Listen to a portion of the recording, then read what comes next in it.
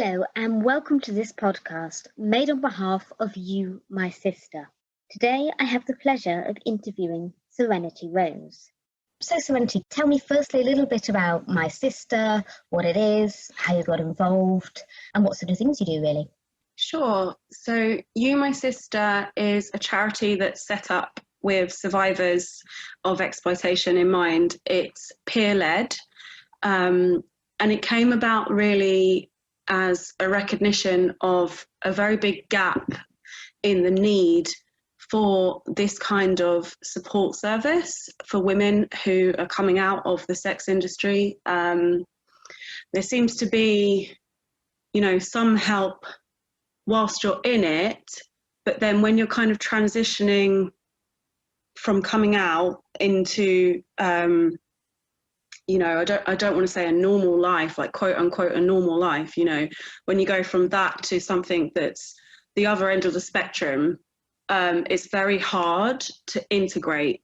And there's so many challenges that you come up against. So the course really is just about helping women to recognize their own needs and also to help build resiliency, because it's very, very challenging when you exit. It's very hard, Okay, so My Sister's a sort of general group, and then there's a course that's run as part of that. And is it free for women to access? It is, yeah. Today, is it a referral system, or do they just refer themselves? Or how does it?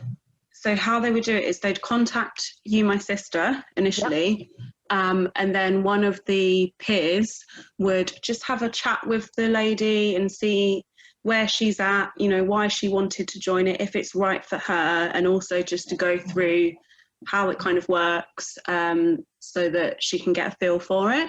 Mm-hmm. And then with that process, if we feel like it's a good fit, then we'll refer the lady onto the available course. Brilliant. Okay. How many people have sort of gone through it so far? Or are you just in the very early stages? We're in early stages, yeah. We're starting to run our courses in a couple of weeks, I think is the first one. Oh, okay. Yeah, that's really exciting, because it's been a long process, of getting the course together and making sure that everything was right. And then now we can just kind of see how we get on with women participating in it, which is really exciting. Oh, fabulous. So you mentioned that there's not much support out there currently. What sort of issues do you find bring women towards the course? What commonalities are there in the experiences of those who have been in the sex industry? There's so many different layers to it, and of course everybody's experiences is unique. Some women may have been trafficked, some women may not have been trafficked. So we respect that there's differences, but we also understand that there is a lot of common themes that come up a lot. One of them being the biggest issue I feel when leaving that industry is the financial hurdles. That's probably the biggest issue that we sort of connected the dots with. Everybody pretty much, or most women, are going to have that issue.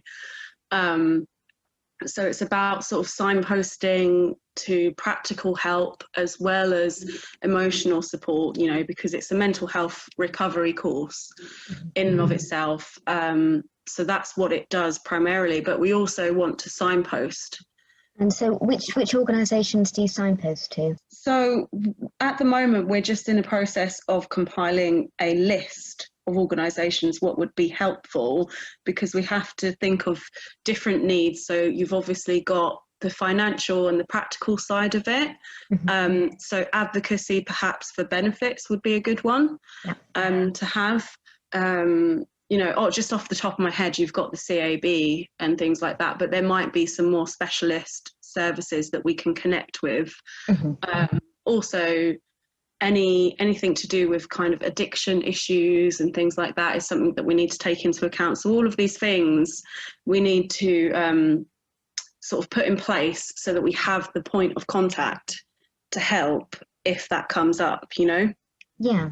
And so you said that sort of the financial issues can be quite significant.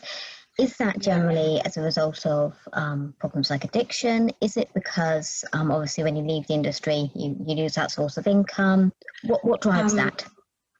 Well, there's a number of elements to it. I think one of them being that when you're in that industry, you are conditioned to expect to have a high bracket of income, even though that's not usually the reality of it. You're conditioned to expect that high bracket, and then when you don't get that high bracket initially, it's very, very depressing. You know, you can go into this deep spiral of depression, and also, you know, just trying to maintain standard things like housing and, you know, food and stuff, just basic necessities that everyone needs, becomes a real struggle.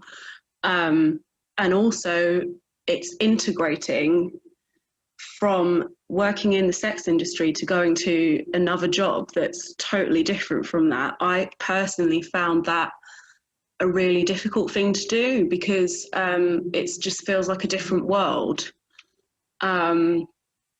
So there's many layers to it. There's emotional layers to it, because when you're in that industry, you're very often stigmatized. You're very often alienated from the rest of society for the most part.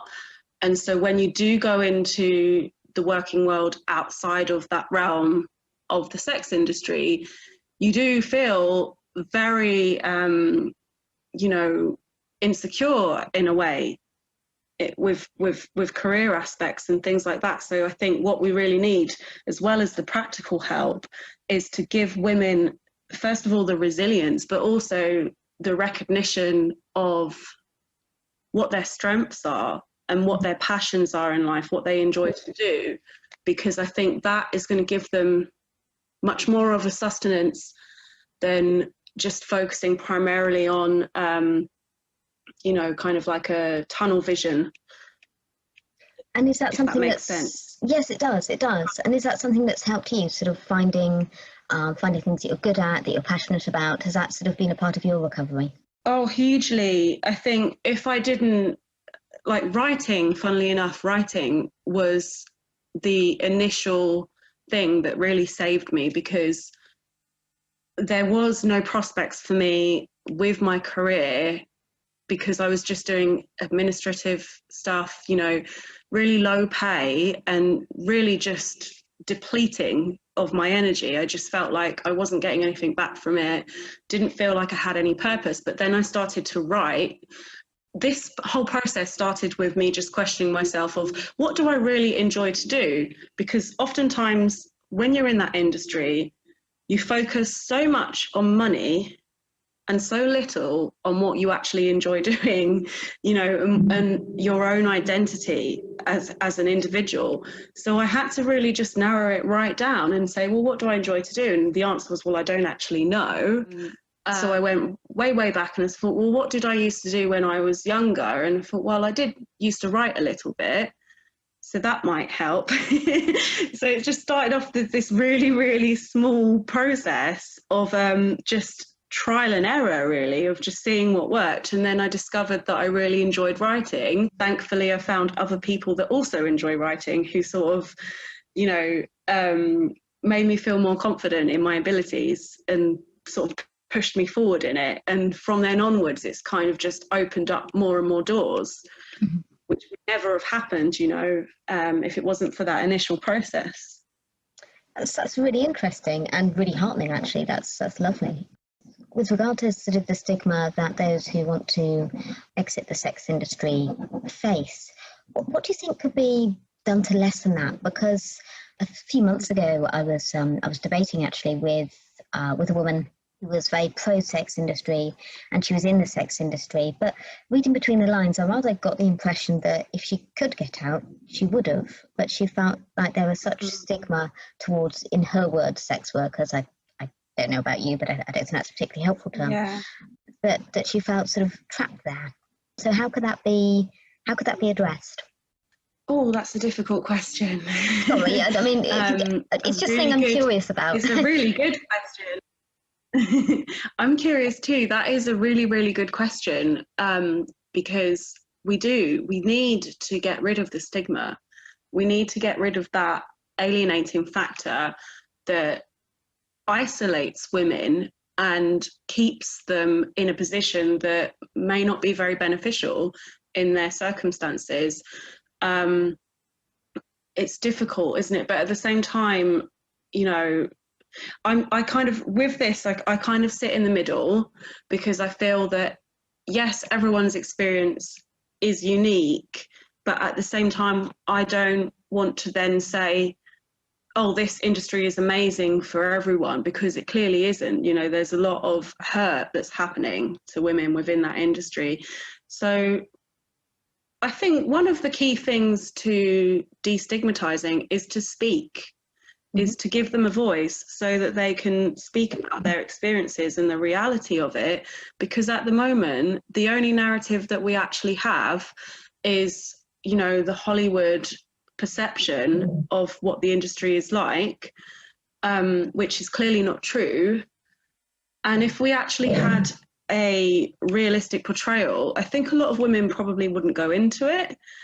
I know for me personally, I was kind of sold this idea on many levels. Initially, it was on a level with just the media, how the media portrayed the industry of, oh, if you go and do this, you'll make loads of money, you'll be really, really rich, and you know, and like men be falling at your feet and admiring you, and you know, just like that need to feel like I was important, and that need to feel like I had my own autonomy and my own choices. But then the reality of it was, it's actually not like that at all. Or my experience wasn't like that, you know, at all.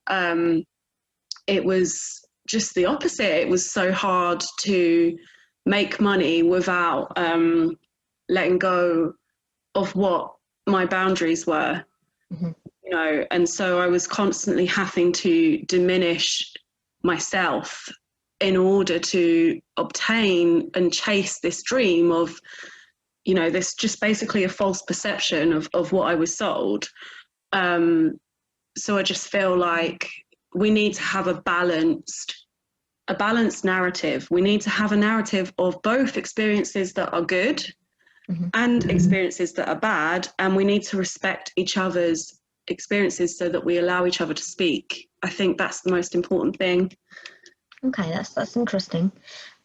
So you said that there's sort of lots of factors that that led to you going into the industry, and that, I mean, I guess we're sort of not too far off in age. And I remember there were things like Diary of a Call Girl and Book Magnanti was quite often in the media, and that a very sort of positive image was sold, maybe when we were at quite an impressionable age. Do you think things have got worse now with, like, I don't know if you saw the Cardi B, Halson's House, that was it, video, and there's like, do you think that things have ramped up in terms of the normalization of the sex industry and the idea that it's something that's empowering rather than something that actually can be quite harmful? Yeah, I feel like, again, the narrative is not balanced. It's all one-sided, and that's all well and good to portray that side of it, but we also need to hear the women's voices who have had a traumatic experience from this industry and who have had a horrific experience, you know, because what then also happens, if you are one of those women that have had that experience, when you do get out, or when you're trying to get out, you feel almost gaslit, because society is telling you that what you experienced was totally normal and okay, but actually it wasn't okay. I feel like, political views aside, because we don't involve ourselves with that on this course at all, or anything to do with religion or anything like that, because everyone's different, I feel like the purpose of the course is to give those particular women who have had that kind of an experience a space, you know, and also so that they can relate with each other, because I'm sure when they're well, we're not doing physical at the moment because of COVID, but, you know, when they're metaphorically in a room together and speaking, I'm sure that so many common themes will come up, and things of sort of they may have been told to not speak about, or they may have just been minimized with before, it will be really validating to have them together and to speak and say, well, yeah, I had that happen too. So it's almost sounds like a sort of consciousness raising group, so that you can share experiences, look for commonalities, and sort of help one another through it. Is that sort of the aim of the course, to find coping strategies together? Okay. Completely. And the whole point is for the course is not to dictate and not to kind of say, oh, we do it this way or we do it that way. It's just to provide a blueprint for the women so that they can then choose what is best for their own recovery, and to give them back their voice and to give them back their autonomy and their choices. One of the workshops that we do on the course is actually called Honouring Our Choices. And that's all about understanding what led them into the sex industry in the first place, what the needs were, because on both sides, there's so much kind of shame attached. There's a lot of shame. And it's about recognising that we did the best with the choices that we had at the time, but now we're choosing to do something differently. Yeah, and it's interesting, isn't it? I think there's so much emphasis in the media about sort of the free choice, and I think the whole question of choice is sometimes it's not an entirely free choice, is it? Sometimes it's much more complicated than that. And I think the question that so rarely gets asked is, well, the men had a choice. The men have a choice not to be abusive, not to pay women who don't want to have sex with them for sex. I mean, it's pretty simple, really, isn't it? So do you think sort of more widely it might be helpful if, getting back to the idea of employment and stigmatization, if perhaps the narrative could be shifted so that the men were stigmatized for their choice rather than women? Do you think that would be useful? I think what we need to do is we need to also funnel our efforts into preventative programs for men and boys, because just as much as women, I feel, are indoctrinated with certain ideologies from a very, very young age, so too are men, and perhaps when I first left, I was extremely angry at the men who abused me within that industry. But now that I've been out for many years, I look back and I think, well, actually, a lot of those men were also, to a lesser degree, exploited, because they come there and they're also sold a dream. They're also sold this idea that if they pay money, they'll have some kind of, fantasy woman who's in love with them, and it's all just smoke and mirrors. And it's exactly the same trick that's played on the women as is on the men. It's just a different side of it, and so a lot of the men go in there and they find themselves becoming addicted to the process of paying for women, and they just become more and more depressed and just full of despair. And I feel that rather than just only stigmatizing, I think that we need to just put programs in place and take the onus off of the women to do all of the work. Because the demand is coming from men, isn't it? That's where the demand is. So if we can try and end the demand, and in one aspect, that's a huge part of the fight. And then secondary to that is, ending the supply. Women who are in vulnerable situations economically or otherwise, if we try and put our efforts into providing programs for them as preventatives, as well as this recovery course that we're doing, because I think this kind of thing, you have to get it from all angles. It's a very complex issue and there's a lot of layers to it. Absolutely. I mean, if you're comfortable talking a bit about your experience, how you got into the industry and how you got out of the industry, that'll be good. But if you don't feel comfortable talking about it, don't worry. Oh no, it's fine. It's all on my blog. So it's fine. I don't mind. And I'll just speak about the parts that I want to speak about, you know? Yeah. So it's fine. Okay. No problem. Yeah, how I got into the industry. So really I started out in my childhood in a abusive home. I was sexually abused as a child by my mum's partner, and that kind of set the stage for what then happened later in life. And it was just this pattern that kept repeating itself and just kept on getting worse and worse. So it started out with that. I then went on to be targeted by a grooming gang when I was a teenager, because I was trying to get out of the house, you know, to get away from the abuse from my mum's partner. And then that then led me to be targeted again, which then, you know, just completely destroyed the relationship between me and my mum. And so because of that, I then my mum ended up saying to me that I can't stay in the house, because we were just like at each other's throats all the time. And my mum was just like completely broken from everything that she went through, because there was domestic violence in the home as well. So I ended up going to a hostel.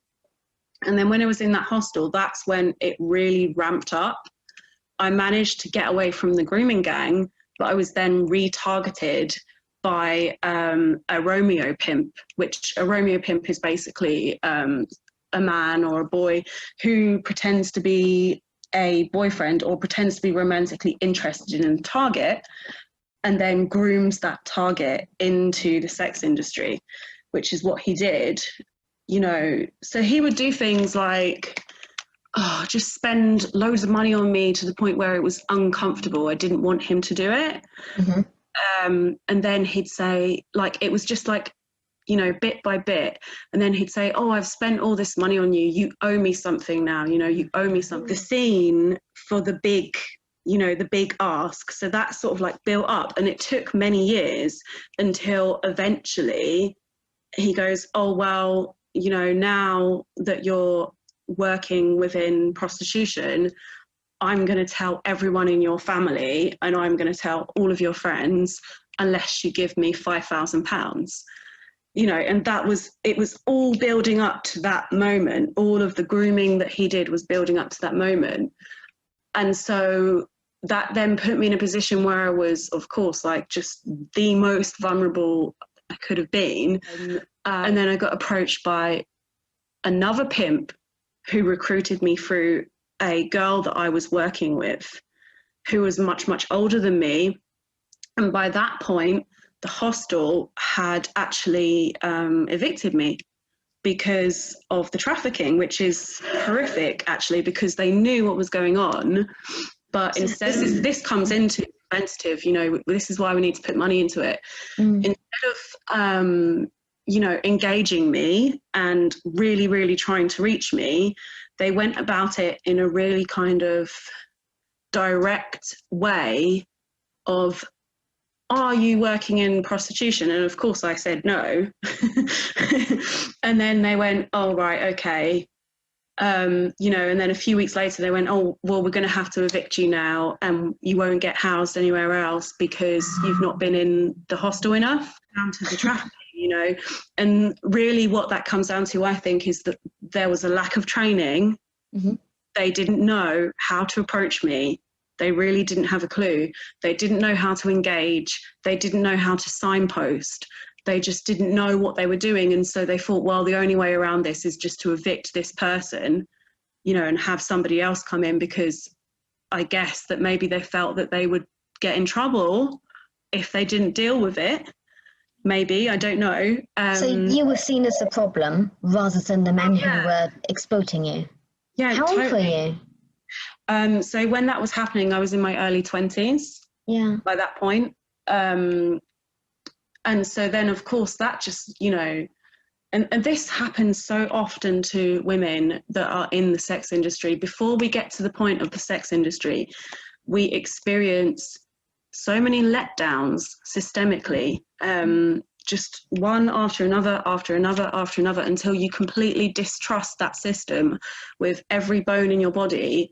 And then, you know, this industry is just there that seems to be the total rebellion against this system. That's what it feels like, you know. And so then when this girl recruited me, she then introduced me to this other pimp who was a lot older than me, and he just told me everything I wanted to hear, you know. He was like, oh, well, you're just doing what you need to do, you know, you just want a roof over your head, you're just trying your best, don't worry, you'll be out within a month. All of this, you know, nothing wrong with what you're doing, just building me up, you know, building me up until I ended up having to live with him because I didn't have anywhere to live. And then that's when it got really bad, because he was just constantly extracting money out of me.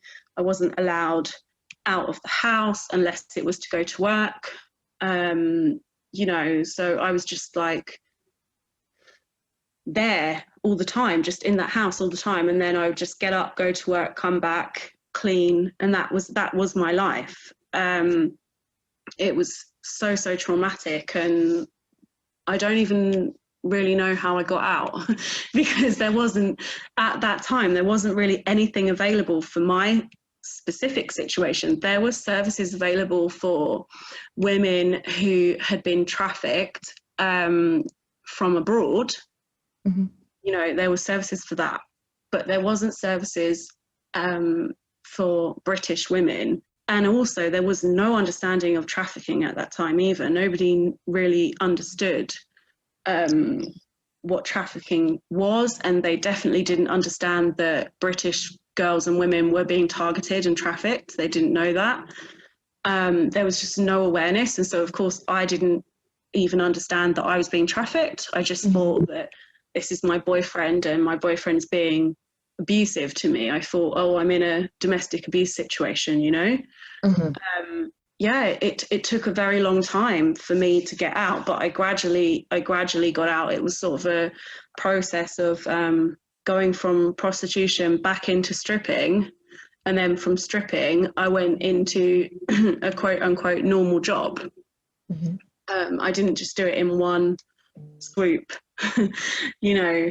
Yeah, so there's so many challenges. There's so many challenges when leaving. I mean, like, my situation is quite extreme, but everybody has challenges. You know, there's just so many challenges when getting out, and I would never diminish that experience of any other woman. And if a woman has got to the point where she wants to do our course, I mean, first of all, she needs congratulating for even getting to that point, you know. Absolutely. Because that takes a tremendous amount of strength, and it also takes a tremendous amount of strength to admit that you need some help, or you need some guidance, or you need a community. Absolutely, that's an incredible story, and yeah, I'm just incredibly moving, incredibly brave and courageous of you to have got out, and brilliant that you're now using that experience to encourage other women and help other women. Really, that's so impressive and incredible. And you know what, like, it's funny because, you know, earlier we were speaking about writing, and it's funny because I do feel that writing has directly saved me because in the midst of exiting, I managed to get away from my pimp, and I went and rented a room. And at that time I was completely suicidal. I was really in a bad way, you know. Yeah, so I ended up just breaking down and going, oh, I just don't know what to do anymore, you know. I just don't know what I'm supposed to do. Why is my life like this? And I started to write. I just started to like free flow write. I didn't think about what was coming out. And all of my memories from childhood flooded back of the abuse, because what had actually happened is I'd pushed it down in order to cope and in order to carry on. And because I was then subjected to, like, you know, just more and more trauma, it just kept on getting pushed down and pushed down. And so there was this part of my subconscious that was just re-triggering this trauma, and it was manifesting in my life, and my life was so chaotic. And then when I started to write and these memories came flooding back, I just had this moment of, oh my God, that's why I made this choice. That's why I am where I am. That's why I'm having this belief system, and from that moment onwards, I then just carried on kind of consulting my internal guidance on what I needed to do. But it was just such a turning point, because it gave me a point of reference of why I was where I was. Yeah, that's really interesting to hear about the power of writing, of expressing yourself, of sort of going through that process of getting everything out there to make sense of what had happened to you. So is that something that or do you encourage women who are doing the course to find other ways that suit them to process? Yeah, completely. I've actually written a couple of blogs about just self-care in general, but more centered around self-care when coming out of exploitation. And it's just, there's so many different ways of processing. But I think the key to it is to try and be in your body again.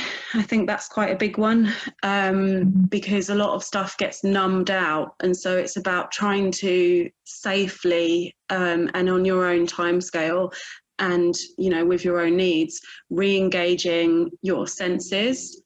So there's an exercise that I've actually got on my blog about that. That's really helpful. Just doing things to just feel human again, and not trying to do something for anyone else, or not trying to be useful for anyone else, just trying to be present in yourself and just trying to accept the state that you're in at that moment.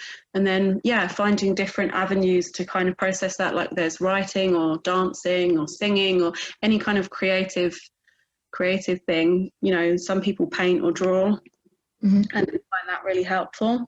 Thank you. That's a really interesting insight, both into your experience and what you're doing with You My Sister, and with the course that you're running in particular. I would encourage everyone to go and read your blog. That's what I'm about to do now. And just thank you so much for your time. I really appreciate that. Thank you so much. Yeah, it's been lovely to talk to you. Was there anything else that you wanted to add that you feel I haven't covered, that you might want to give a bit of a plug to? Or yeah, there is something that I wanted to give a plug to, actually. Yep. So basically, I am working on a campaign with the Public Interest Law Centre, and what we're doing is we're campaigning. It's predominantly based around housing for survivors of domestic abuse and trafficking and exploitation, or any kind of abuse. Because historically, what has happened is that when you try to leave an abusive situation or industry, you often end up homeless, by people. And then when a woman approaches a council, oftentimes councils in England specifically have gatekept women from having safety and a roof over their head, because the legislation didn't protect and didn't have the right safeguarding measures in. It was just guidelines. They've now, thank God, put it through the DA bill, so that the housing legislation has changed. However, what our campaign intends to do is to give a voice to these women, to these survivors who have been so systemically abused and so wronged for so many years, who are denied their rights to safety. It's covered in the Human Rights Act, persecution and harm. That fundamental right has been breached so many times for these women and for these survivors. So we want to give them a voice, and we also want to change council policy so that it better accommodates the system when women are approaching help for housing. Excellent. And how can we support that? So any woman who wants to be involved in the campaign, or if they just want to find out a little bit more about it, you can contact me, or you can also contact the Public Interest Law Centre. It's Isabella Mulholland who is dealing with it. I'll give you the contact details for them so you can put it in. So yeah, that's another avenue. If anybody wants to be involved with that, then let us know. Oh, thank you. That's a fabulous project and much needed campaign. So we're going through your story and listening to the key points where a bit of help rather than judgment would have made a difference. I can see that housing is clearly something that's absolutely crucial. Thank you so much for your time. Thank you all so much for listening. If you would like to either support the work of You, My Sister, or if you would like to find out more about the mental health recovery course, please visit the website, which can be found at, all one word, youmysister.org.uk. Thank you.